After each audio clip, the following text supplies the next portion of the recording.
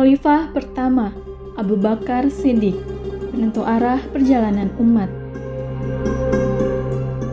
Pembahasan ini masih lanjutan dari video sebelumnya, yaitu wafatnya Nabi Muhammad SAW. Ketika Rasulullah wafat, umat Islam menghadapi masalah yang sangat besar. Bukan hanya siapa pemimpin kita berikutnya, tetapi apa bentuk kepemimpinan kita berikutnya. Perlu diketahui, selain seorang nabi, Muhammad juga seorang kepala negara. Sehingga, ketika Rasulullah wafat, rasanya seperti mangkatnya orang suci sekaligus seorang raja. Beliau tak tergantikan, namun seseorang harus mengambil tempatnya. Tanpa seorang pemimpin, umat akan sulit dipersatukan. Pertemuan di Saqifah Bani Sa'idah yang sudah dibahas sebelumnya menyepakati Abu Bakar sebagai pemimpin umat, bergelar Khalifah, sebuah gelar sederhana yang artinya wakil.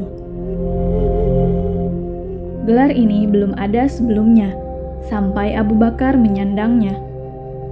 Tidak ada suku atau bangsa manapun saat itu yang dipimpin seorang khalifah. Tak seorang pun tahu gelar itu dan kekuatan apa yang diletakkan padanya. Pemegang pertama itulah yang harus mengisi rincian tersebut. Usai terpilih sebagai khalifah, Abu Bakar pergi ke masjid-masjid. Orang-orang telah berkumpul di sana. Di dalam pidato pengukuhan khalifah, Abu Bakar menyampaikan, "Saya bukanlah yang terbaik di antara kalian. Jika saya melakukan kebaikan, dukunglah saya. Jika saya melakukan kesalahan, jangan ragu untuk menasihati saya. Jika saya mengabaikan hukum-hukum Allah dan Nabi, saya tidak berhak atas kepatuhan kalian." Semua orang di masjid memberinya pujian yang sama seperti yang dia terima dari semua orang di majelis sebelumnya. Namun tidak semua orang hadir di masjid atau pertemuan itu. Salah satu kandidat utama untuk peran pengganti tersebut bahkan tidak mendengar bahwa masalah itu sedang dibahas.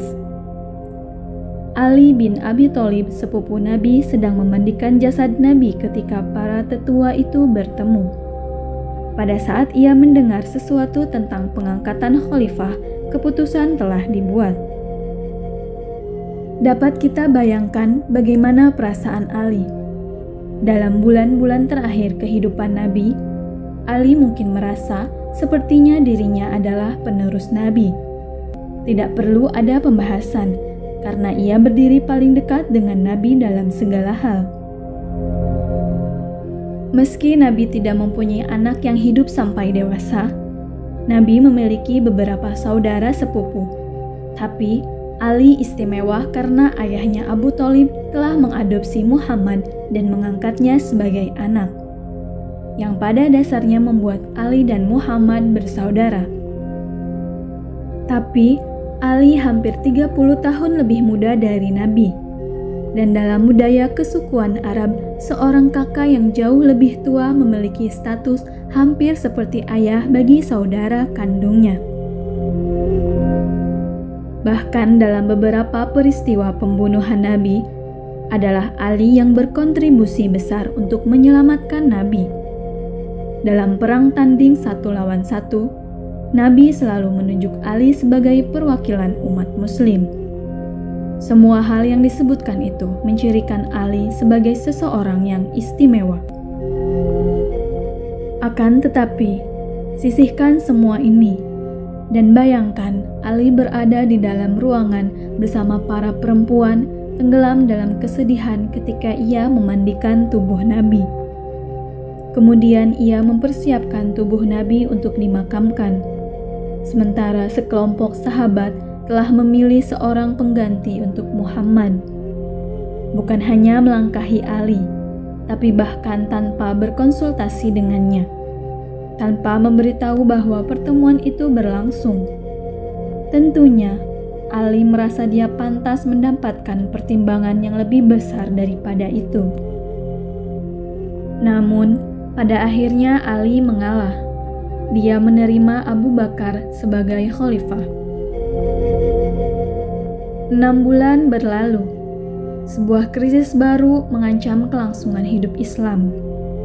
Di seluruh Arab, suku-suku sedang menarik diri dari aliansi yang telah dibentuk Muhammad. Kebanyakan menyatakan mereka tidak pernah berjanji setia kepada Abu Bakar atau Ummah, tetapi hanya kepada Muhammad sendiri. Dan janji tersebut telah batal dengan wafatnya Nabi. Bahkan, beberapa pemimpin suku melangkah lebih jauh. Mereka mengklaim sebagai utusan Allah. Suku-suku lain berencana akan menggunakan model yang dipelopori Muhammad untuk membentuk komunitas suci berdaulat yang menyaingi ummah. Andai Abu Bakar mengizinkan pemisahan ini, Islam pasti akan berkembang ke arah yang sangat berbeda. Mungkin akan berevolusi menjadi seperangkat praktik dan keyakinannya yang dianut orang-orang secara individual. Tetapi Abu Bakar menanggapi krisis itu dengan mendeklarasikan pemisahan diri itu sebagai pengkhianatan. Meski Nabi pernah berkata tidak ada paksaan dalam beragama, tapi Abu Bakar tidak menyangkal prinsip tersebut. Orang-orang bebas untuk menerima atau menolak Islam sekehendak mereka, tetapi begitu mereka masuk, dia menegaskan mereka berada di dalam untuk selamanya. Sebagai tanggapan terhadap krisis politik, Abu Bakar menegakkan sebuah prinsip agama yang membayangi Islam hingga hari ini, menyamakan kemurtadan dengan pengkhianatan. Dengan keputusan ini, Abu Bakar bahkan secara lebih definitif mengukuhkan Islam sebagai sebuah proyek sosial dan bukan hanya sebuah sistem kepercayaan. Sebuah komunitas Muslim bukan hanya satu jenis komunitas lain yang bisa ada di mana saja, melainkan sebuah komunitas tertentu yang hanya ada satu di seluruh dunia. Khalifah pertama membuktikan dirinya sebagai ahli strategi yang hebat. Dia butuh waktu sedikit lebih dari 1 tahun untuk mengakhiri pemberontakan yang dikenal sebagai Perang Murtad dan menyatukan kembali tanah Arab. Namun di wilayahnya sendiri, dalam berurusan dengan masyarakat Muslim, dia menunjukkan kesopanan, kelembutan, dan kebajikan yang telah dikenali orang-orang dan yang membuatnya dicintai. Abu Bakar berpakaian secara sederhana, hidup bersahaja, dan tidak menumpuk kekayaan. Ketika perselisihan timbul, dia menegakkan keadilan dengan tangan dingin, melibatkan dewan tetua dalam semua keputusannya, memerintah sebagai orang yang dituakan di antara yang sederajat, dan menegaskan tidak ada klaim atas kedudukan yang lebih tinggi dalam beragama. Dulu di Mekah sebelum hijrah, Abu Bakar telah menjadi pedagang yang makmur. Namun pada saat kaum muslim berhijrah ke Madinah, dia telah menghabiskan banyak uang untuk amal, khususnya untuk membeli kebebasan bagi budak-budak yang masuk Islam, dan ia kehilangan seluruh kekayaannya dalam perjalanan hijrah itu. Sebagai khalifah, ia hanya mengambil gaji kecil sebagai pembimbing ummah dan terus menjalankan kegiatan perdagangannya yang lama untuk mencari nafkah, mencukupkan sebisanya dari sedikit peruntungan bisnisnya yang menciut.